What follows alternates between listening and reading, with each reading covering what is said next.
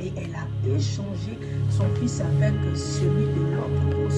Tu regardes des choses, tu fais tout sauf la prière. Tu es partout sur internet sauf dans la présence. Donc s'il permet que tu n'as pas sommeil la nuit, si t'empêche de dormir, c'est parce que il veut que tu sois éveillé, il veut que tu charges ta batterie. Je comprends pourquoi. Ces derniers temps, j'étais triste. Je sentais que quelque chose allait arriver. Je te sens bizarre, comme si ton corps luttait contre quelque chose. Tu es là, pasteur, viens, il y a des esprits dans ma maison, je ne dors pas. Si tu vois ces signes pendant la nuit, arrête de penser que c'est le diable qui veut ta mort. Arrête de penser que ce sont les démons qui te tourmentent. Arrête de penser que ce sont les lois de ta famille qui te poursuivent. C'est l'Éternel qui veut te parler, car il a des messages très importants à te transmettre. Il y a des révélations très capitales à te donner. Cependant, il faut que tu lui sois très attentif. Le monde de la nuit est un monde très spirituel. C'est un monde où tous les grands mouvements spirituels ont lieu. C'est un monde où tous les grands combats spirituels s'effectuent. La nuit est une planète à part entière où les grands esprits qui viennent de Dieu, qui viennent du diable, travaillent. C'est pourquoi lorsque tu vois ces signes, mets-toi dans la présence de Dieu. La parole nous dit dans Job 33, verset 14, que Dieu nous parle tantôt d'une manière, tantôt d'une autre, mais c'est nous, on ne lui prête pas notre attention. Tout d'abord, shalom à toi.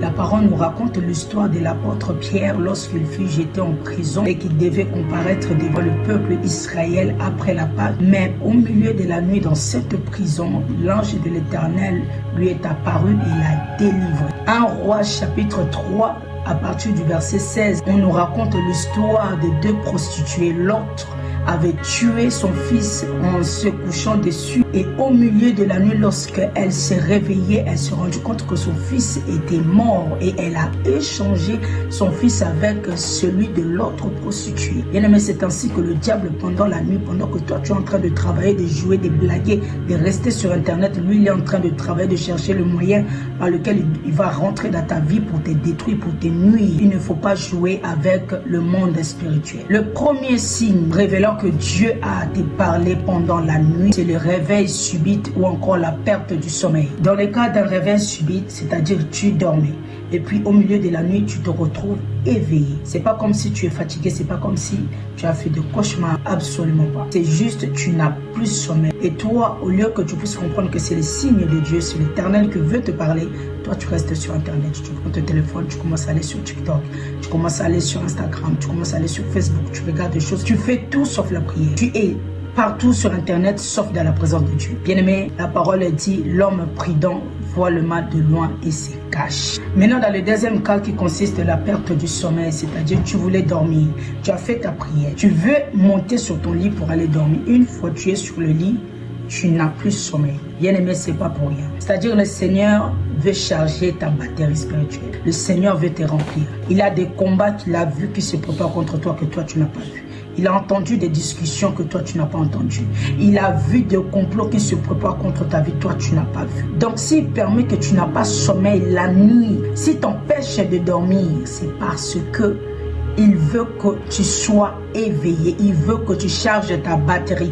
Il veut que tu sois prêt. Un bon soldat ne dort pas comme un animal. Deuxième signe révélant que Dieu a quelque chose à te montrer ou quelque chose à te dire, c'est la tristesse. Tu dormais au milieu de la nuit. Tu te réveilles. Tu es submergé par la tristesse. Tu sens comme si ton cœur a mal. Comme si tu as été trahi par quelqu'un qui était très proche. Une personne en qui tu avais mis toute ta confiance. Comme si tu avais peur de perdre quelqu'un. Bien-aimé, c'est un signe où Dieu est en train de te dire, tu auras la perte d'un être qui t'est très cher. Il te montre qu'il y a un esprit de la mort qui est tout près de toi. C'est-à-dire, on va te prendre quelqu'un qui t'est très cher ou quelque chose que tu aimes tant va disparaître de ta vie.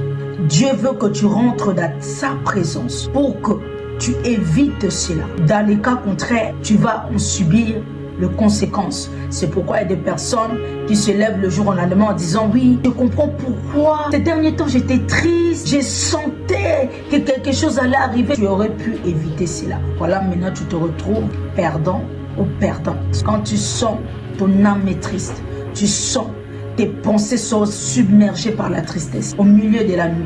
Bien-aimé, lève-toi, mets-toi dans la présence de Dieu. Il va te révéler des choses que tu dois faire pour ne pas que cette situation ou ce problème-là puisse t'arriver. Troisième signe révélant que Dieu a quelque chose à te dire ou à te montrer pendant la nuit, c'est le tourment de Dieu. C'est-à-dire le fait de se sentir tourmenté. Tu as l'impression comme si tu as des courbatures, tu es mal, tu te sens étouffé, tu te sens bizarre, comme si ton corps luttait contre quelque chose, comme si ton âme combattait contre un esprit. Non, c'est pas le diable qui est en train de te combattre. Tu es là, pasteur, viens, il y a des esprits dans ma maison, je ne dors pas. Il n'y a pas des esprits. C'est Dieu qui veut te parler. L'enfant de Dieu est attentif à la voix de Dieu.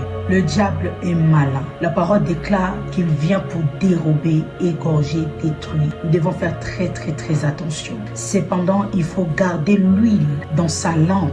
Il faut avoir le Saint-Esprit. Matthieu 25, verset 6, on nous dit qu'au milieu de la nuit, on cria d'une voix forte. Voici l'époux aller à sa rencontre. Dieu vient aussi pendant la nuit. Maintenant, si tu n'es pas sensible à la voix de Dieu, tu vas te retrouver perdant. Souvent, ce n'est pas des mots qui tourmentent, c'est Dieu. C'est quand on n'écoute pas la voix de Dieu, c'est là que ces choses-là maintenant commencent à se réaliser. Bien-aimé, il n'y a pas quelqu'un qui priera mieux que toi-même pour ta propre vie. Au lieu que tu passes le temps dans les réseaux sociaux, passe plus le temps dans la présence de Dieu. Car un enfant de Dieu est un assoiffé de Dieu. Soyons sages, soyons à l'écoute du Saint-Esprit. Ce monde que nous voyons là, c'est un monde de ceux qui sont spirituels. Si tu es spirituel, tu pourras voir et comprendre des choses que je suis en train de te parler. Que l'Éternel te bénisse. S'il ne revient pas d'ici là, nous nous verrons dans la prochaine vidéo.